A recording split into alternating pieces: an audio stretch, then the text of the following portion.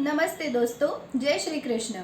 Welcome back to our YouTube channel astro spiritual world. मैं हूं astrologer doctor एकता। आज की वीडियो में मैं आप सबको बताने वाली हूं कि राहु ग्रह से जुड़े हुए ऐसे कौन से आसान और पावरफुल ज्योतिषीय लाल किताब उपाय है जिनसे आप अपने राहु की पीड़ा और समस्या काफी हद तक कम कर सकते हैं। सबसे पहला उपाय है आपकी हेल्थ को लेकर।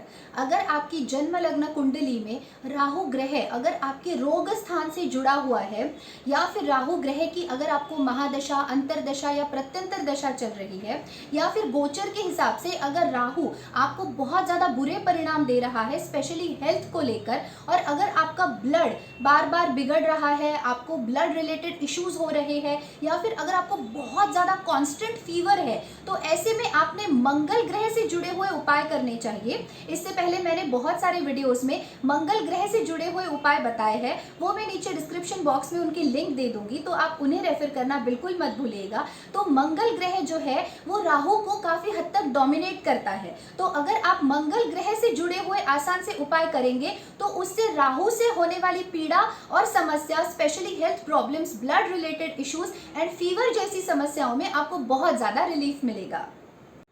अब अगर आपके जीवन में राहु ग्रह की वजह से अगर गवर्नमेंट रिलेटेड इश्यूज बहुत ज़्यादा आपको फेस करने पड़ रहे हैं, गवर्नमेंट की तरफ से आपको कोई प्रॉब्लम फेस करना पड़ रहा है, सरकार की तरफ से कोई तकलीफ हो रही है, या फिर अगर आपका कोई कोर्ट केस है जो लंबे समय से चल रहा है और उसका कोई भी रिलीफ नहीं मिल रहा और उसके पीछे अगर राहु रिस्पॉन्सिबल है, ऐसा आपको किसी एस्ट्रोलॉजर ने बताया है, तो ऐसे में आपने क्या करना चाहिए, महीने में किसी भी एक बुधवार के दिन यानी वेडनेसडे के दिन आपको अपने वजन के बराबर कोयले ले लेने हैं, यानी कोल, अपने वजन के बराबर कोयले लेके उसको बहते हुए साफ जल में प्रवाहित कर देना है। ये उपाय आपको महीने में सिर्फ एक दिन करना है, बुधवार या शनिवार के दिन। अगर आप ये उपाय कुछ महीनों तक, 3 से 6 महीनों तक अगर नियमित रूप से करते हैं तो आपको सरकार की तरफ से, गवर्नमेंट की तरफ से जो भी प्रॉब्लम्स आ रहे हैं उसमें तो रिलीफ मिलेगा ही, लेकिन अगर आपकी कोई कोर्ट कचहरी में कोई केस चल रही है तो उससे भी आपको बहुत जल्दी निजात मिलेगा।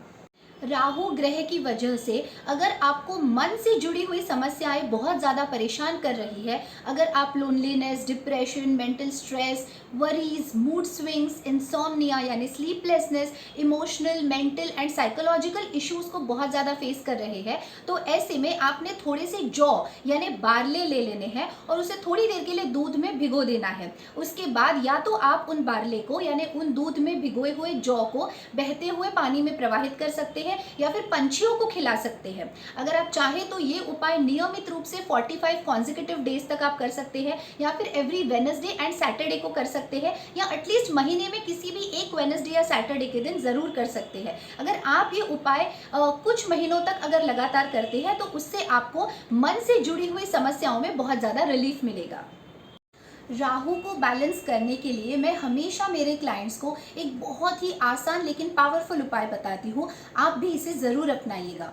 आपको क्या करना है, कोई भी स्क्वायर शेप का सिल्वर का लॉकेट परचेज कर लीजिए। उसका शेप बिल्कुल स्क्वायर होना चाहिए यानी चौकोर होना चाहिए, और वो प्योर सिल्वर का यानी चांदी का बना हुआ होना चाहिए। तो इस प्रकार का चांदी का लॉकेट सिल्वर का आपको ले लेना है। आप इसे फ्राइडे के दिन या मंडे के दिन परचेज कर लीजिए, और आपको इसका अभिषेक करना है सैटरडे या फिर वेडनेसडे नाइट में, और अभिषेक करने के लिए आप गंगा जल का इस्तेमाल कीजिए। फिर इस लॉकेट को गंगा जल से अभिषेक करने के बाद इसके ऊपर आपको चंदन का, सफेद चंदन का यानी व्हाइट सैंडलवुड का तिलक लगाना है, और फिर अगरबत्ती या धूप की मदद से उसकी पूजा करनी है, उसे सफेद पुष्प अर्पित करने हैं।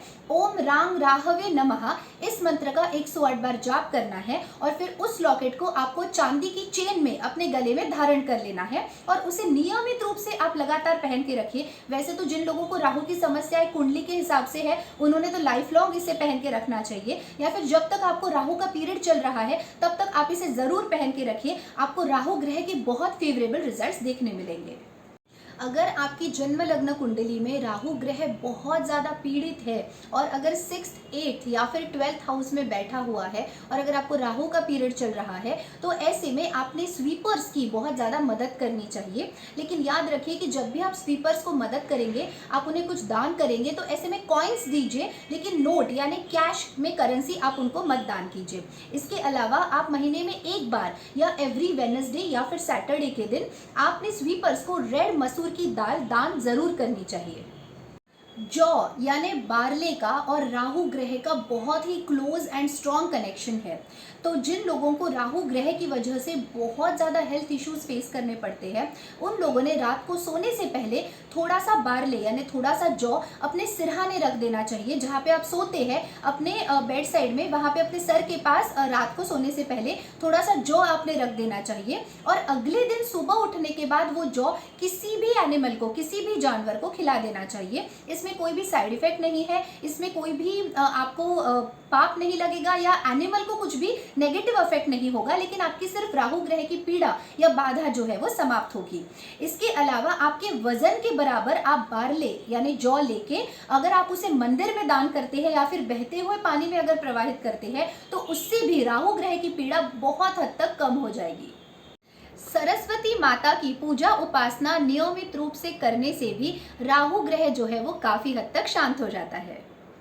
राहु ग्रह से जुड़े हुए प्रॉब्लम्स को कम करने के लिए आप महीने में एक बार किसी भी वेडनेसडे या सैटरडे के दिन बहते हुए साफ जल में एक नारियल प्रवाहित कर दीजिए।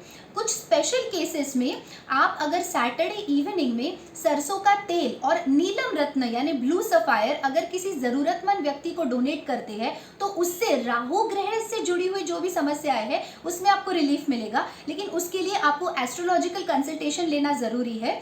Without any proper astrological guidance आप नीलम या कोई भी प्रकार का तेल दान किसी को भी नहीं कर सकते।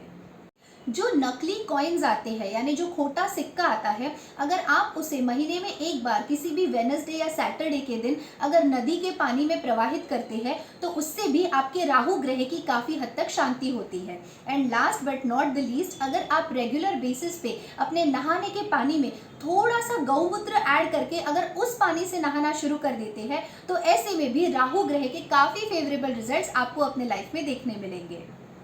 सो फ्रेंड्स, आई होप मेरा आज का ये यूनिक एंड इंटरेस्टिंग वीडियो आप सबको बहुत ज़्यादा पसंद आया होगा और आप सबके लिए ये बहुत ज़्यादा यूजफुल भी रहेगा।